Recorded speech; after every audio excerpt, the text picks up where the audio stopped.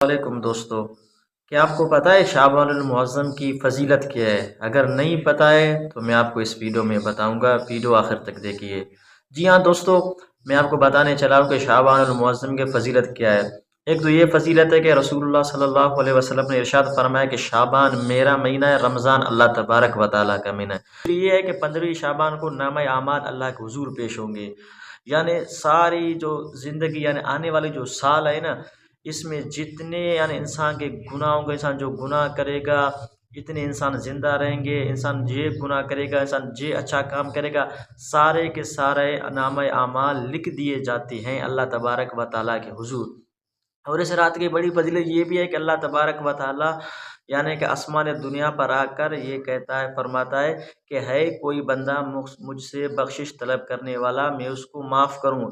है कोई मुझसे रिज़्क तलब करने वाला, मैं उसको रिज़्क दूँ। है कोई कोई मुझसे आफ़ियत माँगने वाला, मैं उसको आफ़ियत दूँ।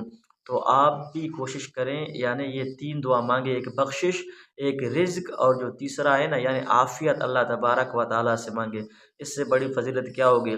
और इस महीने में अल्लाह के नबी सल्लल्लाहु अलैहि वसल्लम कसरत से रोज़े का एहतमाम फरमाया करते थे। क्या कसरत से रोज़े का एहतमाम फरमाया करते थे। किसी ने पूछा, या रसूलल्लाह आप इस महीने में कसरत से रोज़े रखते हैं, इसकी क्या वजह है? तो अल्लाह के नबी सल्लल्लाहु अलैहि वसल्लम ने इरशाद फरमाया 15वीं शाबान की रात जो है ना, नाम आमाल पेश होंगे। तो मैं चाहता हूँ जब मेरे नाम आमाल पेश हों तो रोज़े की हालत में हों। तो देखिए अल्लाह के नबी सल्लल्लाहु अलैहि वसल्लम की यानी कि कितनी प्यारी बातें हैं जो इस महीने के अंदर हैं।